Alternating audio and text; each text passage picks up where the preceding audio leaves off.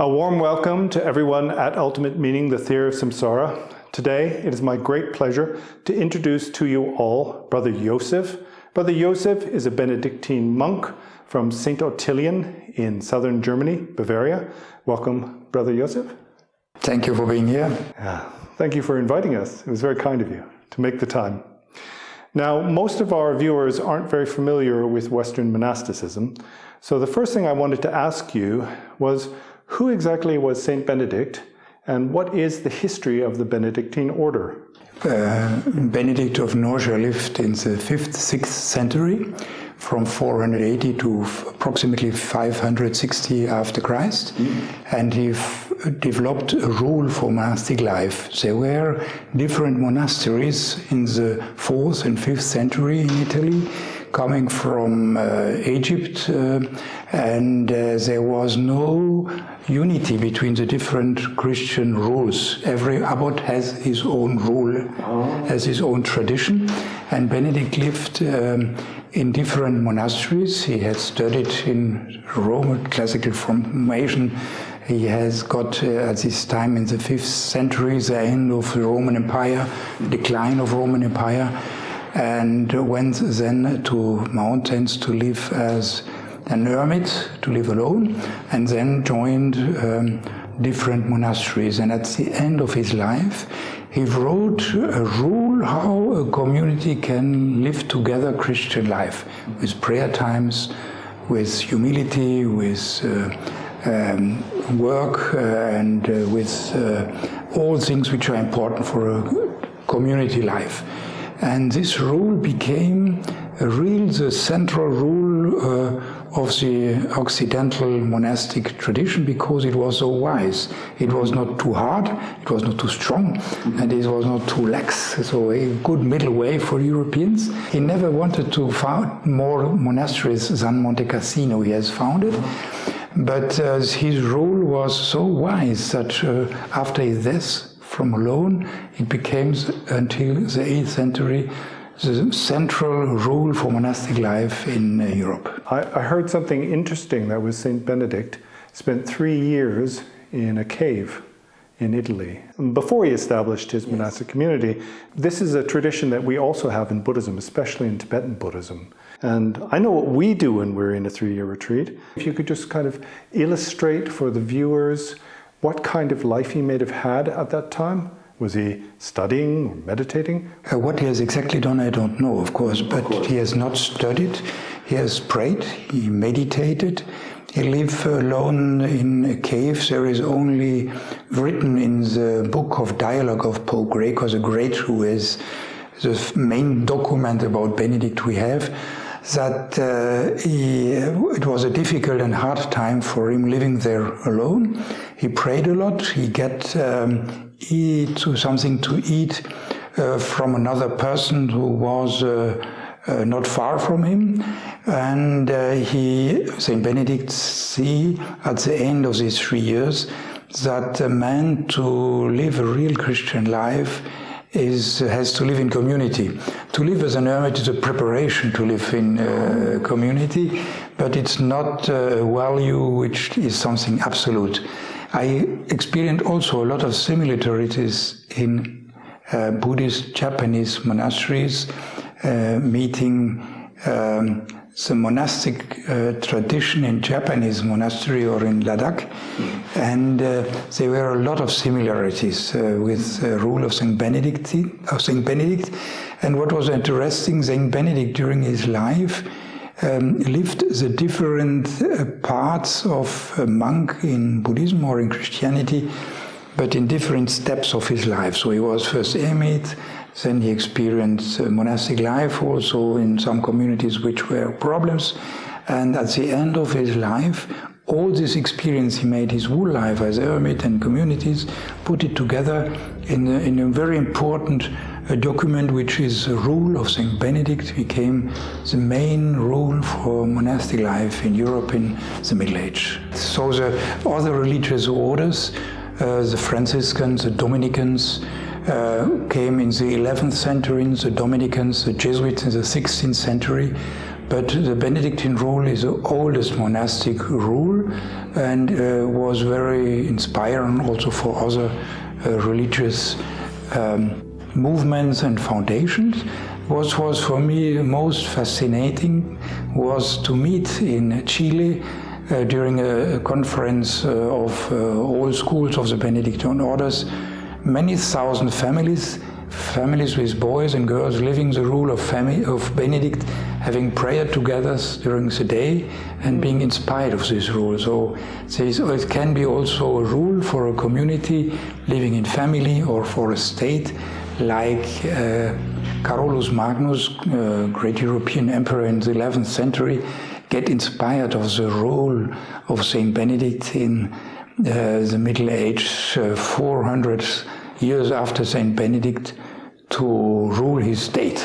I didn't realize that lay people, families, could follow these rules. Yes. Do they need to be adapted for the needs of a lay family, or? Not really. They need, of course, to want to go regularly to religious offices once a day or 3 times a week, to share together the gospel regularly during the week, to speak about the prayers, and to try to live the values of Saint Benedict. And one central value is pray and work and the lecture.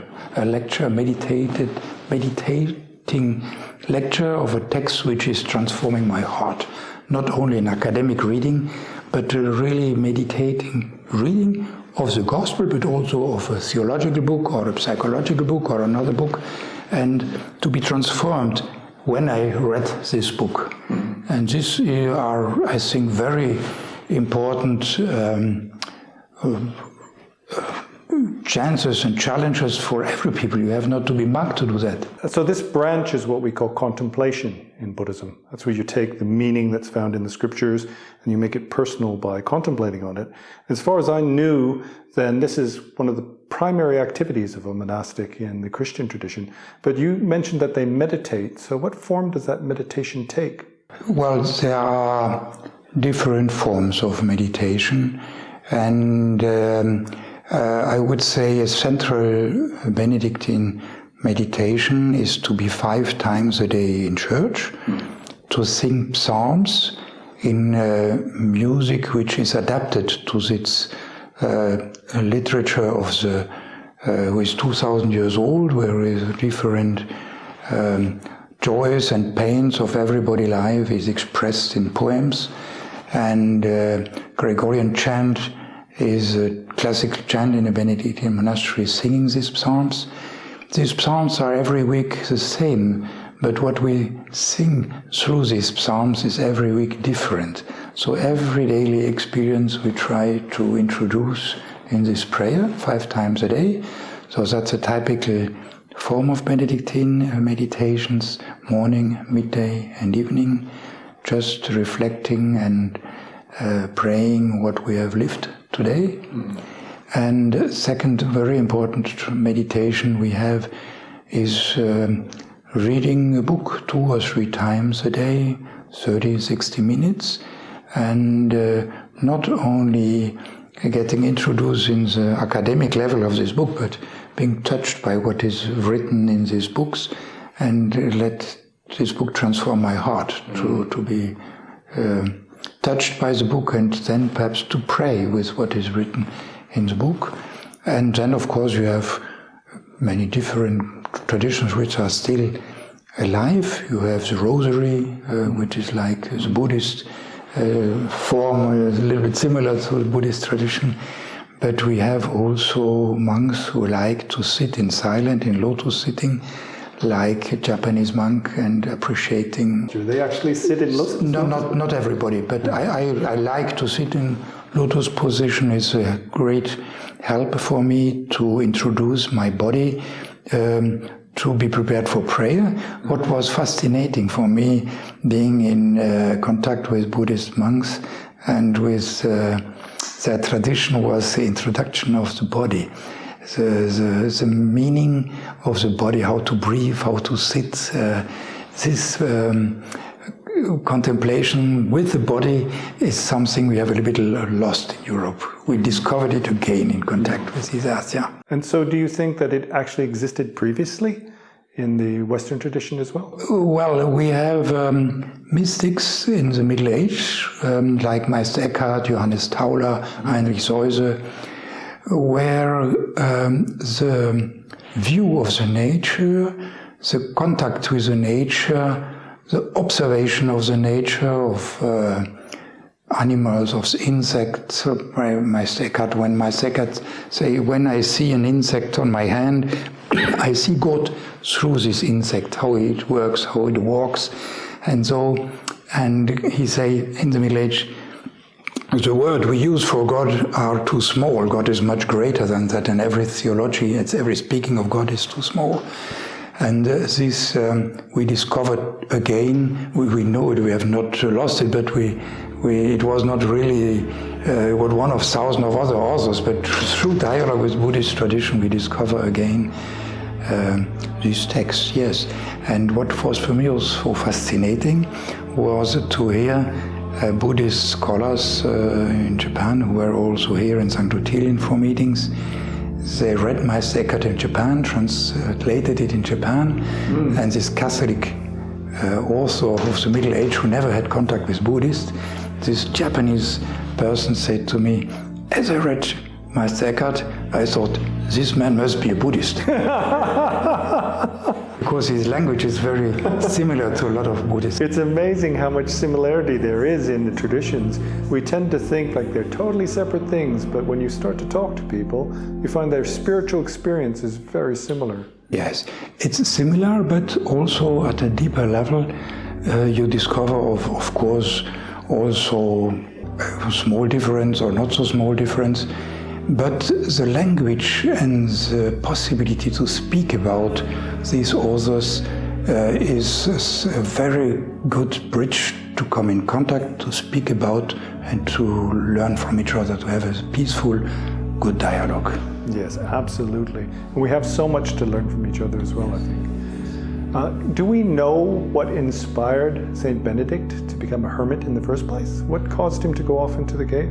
Well, we have only the stories and the book of Gregor about Benedict from the 5th century, and of course it has not the exact historic precise description we have today of other persons. But Benedictine left his family to study in Rome, to get a classical formation at this time in Latin and law in Rome. He was very disappointed from the situation of Rome, the situation of the decline of Roman Empire, also decline of some Christian tradition there. And he was very disappointed of his studies, and he was searching, I think, something deeper. Why we live, what is the root of our life, why we go. He left Rome. We know that he lived hermit 3 years and made a lot of spiritual experiences. And when we read his rule of Saint Benedict, he wrote his rule for a community at the end of his life. And as a commentaries in this rule about interactions between man and persons and prayer times and what we have to do, we see that he was a real searcher of God who tried to find a deep spirituality and just to live it. So we can look back at his young age when he was living in Rome, but we have no deeper historical sources, no. It was obviously a very long time ago, so we don't have any specific information. So you just extrapolate backwards in time and see the way he thought when he wrote his rules and how they apply.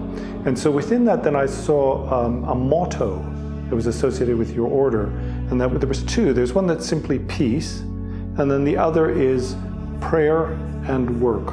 And this idea of peace is absolutely central to Buddhism and Hinduism as well. So I was wondering what that meant to a Benedictine monk, that practice of peace? Well, we live here, we are 70 monks living here, we have 130 employees, and about 1,000 persons are coming every day here for working or learning or being guests here in our monastery. So there's a lot of human interactions every day.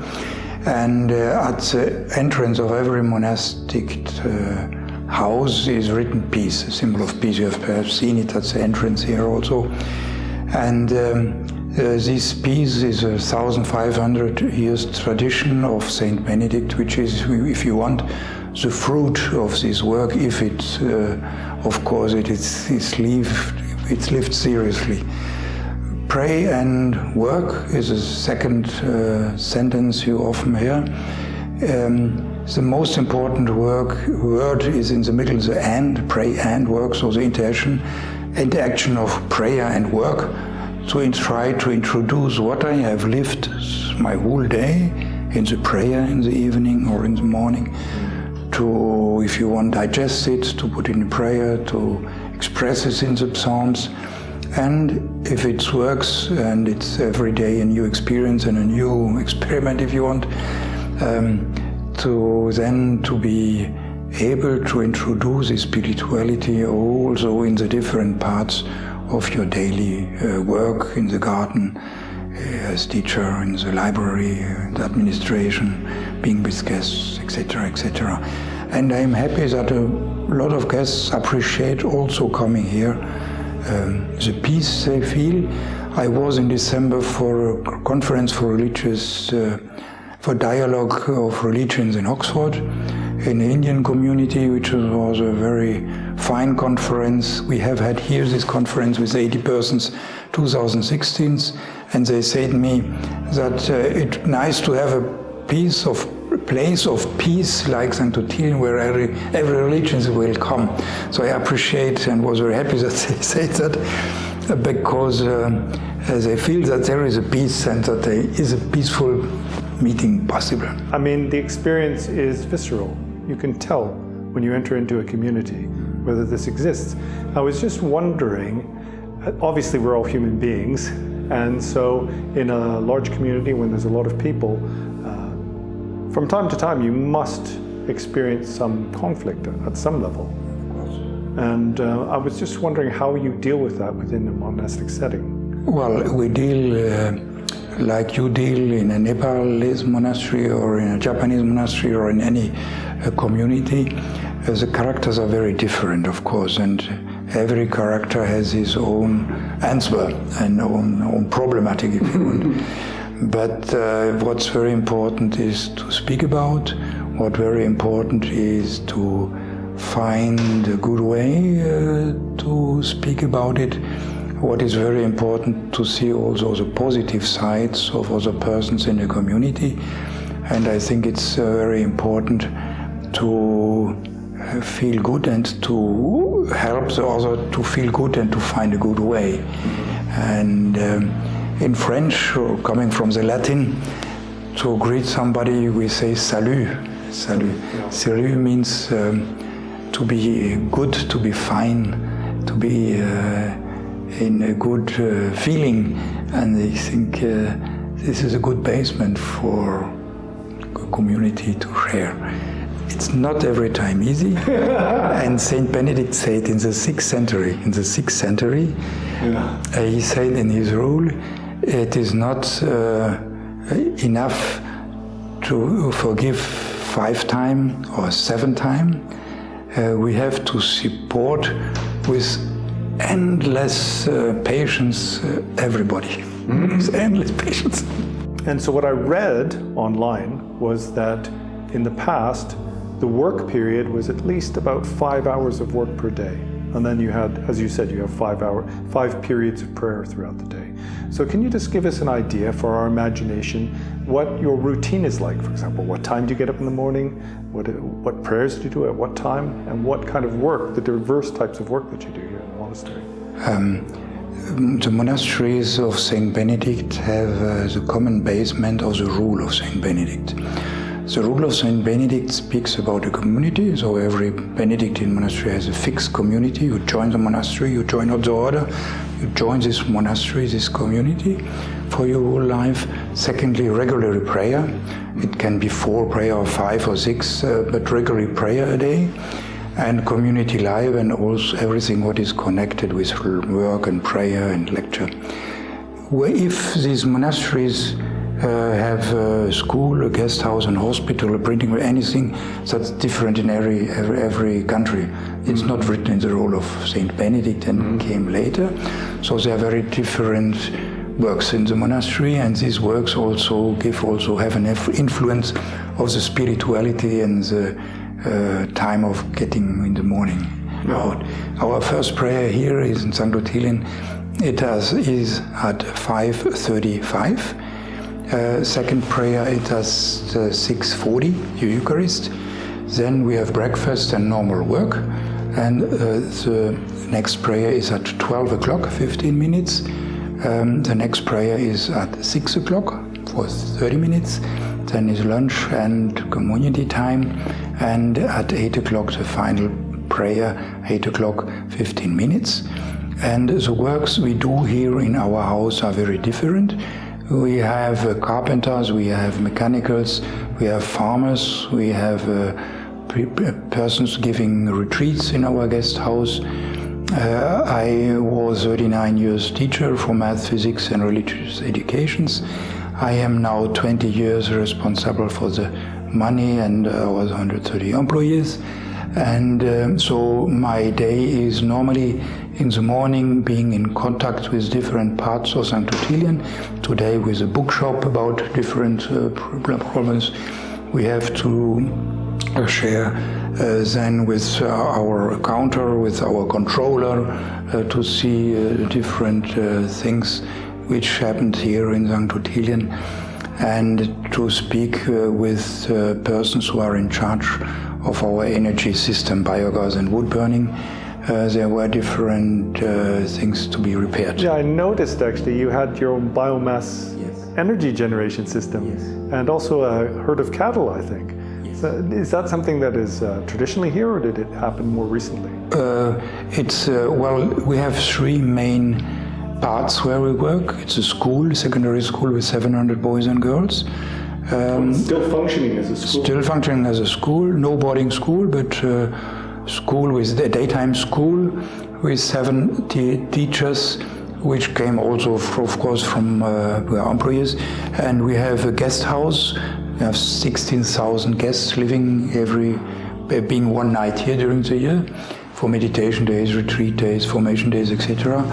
And the third important place we have, I think, is our farming place. We have since 120 years. 120? Yes, with 180 cows and 5,000 chicken and 550 hectares around acres and greenland and forest. And this is typical farming in Bavaria. Cows and acres and forest. So you mentioned that you do retreats here in the guest house. Yes. So what do those retreats look like? I mean, that's the sort of thing we do in Buddhist centers, isn't it? Yes, we have from the 16,000 guests which are sleeping 1 or 2 nights every year here in our guest house at very different retreat days. We have first persons who just want to live alone here some days, just being here and to share our prayer times. Secondly, we have possibility to share different feast times during the year, so Easter or Christmas or other days. So there's a program, there are 1-2 conferences a day, and then they can and must not join our prayers, but there are introductions for these prayers. Second type, as for example for families, they have 1 religious office a day and then they can play with the children around. Then we have also meditation days inspired by lotus sitting tradition of Japan. So it's a Vietnamese monk, a Christian monk who lives here.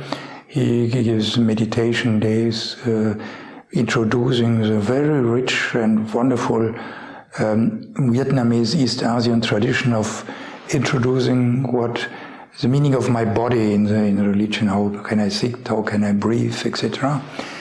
And then you have a lot of information days for teachers, for special persons who are living in the Catholic Church and have special places, cookers or helpers or priests in parishes who have formation days here. So I'm really impressed that you have 16,000 retreating guests. We just did a retreat here in Geltendorf. We had 11 people. But how is it that you came to have one of your brothers as a Vietnamese meditation teacher? Well, of course, every person who is rooted in the Christian Catholic tradition is welcome being a monk. We have had a Japanese monk, we have a Vietnamese monk, we have 2 African monks from Tanzania, one and from Kenya living here. Most are Germans, that's correct, but not everybody is Bavarian, so they are from all over Germany. And perhaps interesting for you, 30 monasteries are founded in the last 120 years from St. Ottilien. We are in close contact with them and in close contact with the local church in East Africa, in South Africa, in Korea, in the Philippines, in Colombia, in Venezuela. And we have often also persons from these monasteries for formation here in our house. So these 30 monasteries which are founded from St. Ottilien are also a good possibility to get in contact with other cultures. That's perhaps a little bit special here, yes. That's quite interesting because we also have a monastery in the Congo in Africa. It's quite a new thing now in Africa, but Buddhism seems to be taking off there. I think for many of the people, especially in the poor countries, they can relate to Buddhist monasticism. Mm-hmm. So it's quite a similar thing. So I think probably our viewers will be interested to hear something of your story, Brother Josef. For example, how it is that you became a monk, or what made you decide to become a monk, how long you've been doing this. Or do you come from a religious family, for example? I came from a liberal religious family, but of course they did not prepare and wanted me to be a monk. The most important thing is not why I entered 47 years ago in a monastery. Is a more important question is why I'm still a monk. I like the prayer times and the interaction of prayer and work and lecture. I appreciate this tradition very much. I studied before engineering studies. I wanted something more. I was searching spirituality. I liked to read theological books and was fascinated from the tradition, from the prayer times at these times here in St. Ottilien, and also for the international background because of the 30 monasteries which we have founded from St. Ottilien. And so I ended here. And of course, during your life, you live different phases, crises, developments, etc. of everybody experience. And the most important basement, of course, is to feel and to see that the deepest root of our life is, for us, Jesus Christ, is a religious root. Like for Buddhism, I feel there are a lot of similarities being in Buddhist monasteries. The deepest root of our life and the deepest orientation for our life is, of course, religion, for us, Jesus Christ. And then a lot of things can happen, and you can work in this place or this place, or you couldn't do that, or work in any countries. I think if this root this basement is good made, then other things can be good done, and you are not so dependent of a lot of other things, where a lot of persons depend to get more money, to have more holidays, etc. I'm not against money, I'm not against holidays, but it gets a new place in your life, which is perhaps not so important for you. That's interesting. Do you actually get holidays? We have 3 weeks holidays every year. Every monk has 3 weeks holidays. We spend it mostly with friends or family, not too far from the monastery, yes. And so you mentioned theology there. And I'd quite like to clear something up, because most people in the West who come from a lay background have not been exposed to Christian philosophy and theology very much. And so when they see, for example, the painting in the Sistine Chapel, then they imagine that Christians believe in some father-like figure who lives up in the clouds. And I suspect that's not the case. For example, if you were to explain what your experience of Jesus Christ or God was, how would you explain that? You wouldn't explain it as, for example, a human-like figure in the clouds? No, of course not. Every generation has his pictures. Every young man, every baby has his pictures, and every old man has his pictures. This is a picture which is much greater than anything, and the pictures help us to understand it, and theology, of course, also. But it has to be a bridge, an introduction, and not a wall, not a problem. Of course, a symbol for one culture can not be understood from the other culture, or from an old man, from a young man, etc. God has created the life. He's a creator. He's a basement of our life. He said to us to take time to discover these roots again, to pray to have these roots, and to see that we have to live in brotherhood, in peace, in love with other. These are very wide, how can I say, challenges which every day are new. And I think through this we discover peace, we discover new roots, and it's a daily life work. In these pictures, I would say we can understand God. We have, if you allow me to say that, here an astronomical observation place we have built 10 years ago for our school. I'm in charge of that. When I go around with persons, often they ask me, is it allowed by church? A little bit crazy questions also for me. Of course, we know that the physical and biological world has its own laws and it has its own traditions, but these are two parts of the same reality, of the same piece of money, two sides. So there is a theological side. God explains us how we live, and the physics explains us how the daily life, mechanicals, etc. work. This is one unity we have to be aware. That's not something which is different, but which is complementary. So in general, then, people assume that if you're a scientist, you can't at the same time be religious. But obviously you're an engineer, you're a scientist, you teach science.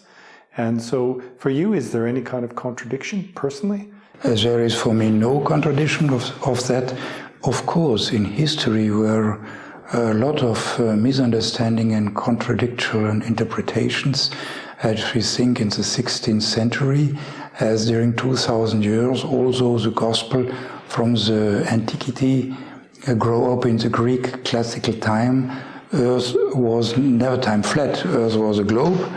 But in antique tradition, and in this antique tradition, the gospel grew up. Of course, it was the center of the world, and it needs many decades in the 16th century, 17th century to understand that physical explanation of the world is not in contradiction with the theology and speaking of God, but which the philosophical and cosmological view of the antiquity. And of course, every year, every decade, we discover new things, and it gives us a new aspect of the world.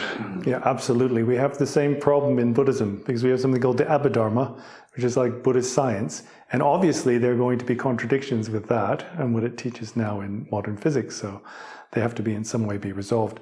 I was looking at some of the rules, and one of them I found quite interesting because it has a kind of Buddhist correlation. It says that the community should not partake of the meat of four-legged animals unless sick or weak, for example. And I was wondering what the basis of that was, because in Mahayana Buddhism, the reason for this is because we see that animals have mind, and therefore they have sort of loosely what you could call a soul, and that they have to be treated with love and compassion. And I was wondering what the reason for this was in the Benedictine rule. Benedict is not a vegetarian. Yeah. We have meat in our monastery, we eat meat. We do not eat meat every Wednesday and every Friday, and we do not eat much meat in the time before Easter, in the preparation time for Easter. There are different reasons to be vegetarian, but the vegetarian tradition in Christian world is not so strong like in Buddhist, where there we have a real difference. Mm-hmm. And what is common with the Buddhist tradition is a respect for the animals, is a love for the animals, that they have not to suffer. That's correct. But meat was, if I go far in time back, was something luxury. Meat was something expensive, and Saint Benedict wrote in his rule that meat is only or mainly something for people who is ill, to get new force. That's the only part in the rule of Saint Benedict where Benedict spoke about meat. I see. He spoke about alcohol also. Alcohol, he was in Italy, wine, normal. And Saint Benedict, in Buddhist tradition, alcohol is forbidden in the monastery. And Saint Benedict wrote in the 6th century in his monastery that normally alcohol and wine, of course, is nothing for good monks. But it is not possible to explain that they have not to drink wine, so I allow that they drink every day a Hemina wine. Today we do not know exactly what's a Hemina. Yeah, I read online that you were given, for example, 1/4 of a loaf of bread and 250 liters of wine every day. So do they still provide you with your wine? These are typical tradition in the rule of Saint Benedict, which is local for Italy and local in time for the 6th century. Do not respect it. You have to give an interpretation also of this rule, of course. Yeah, I think that's very important to point out that the scriptures need to be interpreted and they're relative or in context of their time. Yes. So the final question I wanted to ask you is, what do you see the role of monasticism and monasteries in the 21st century? Has it changed over the millennia? Do you have a new context or a new purpose for existence? We live in a very secular world in Western Europe, and I observe that there are a lot of persons also who try to find again spiritual roots. And I observe also that a lot of very good and lovely persons who try to live spirituality because of different reasons, do not feel at home in their parishes. But in a monastery, they come for a week to have a meditation week, to meditate in these different retreat days we offer.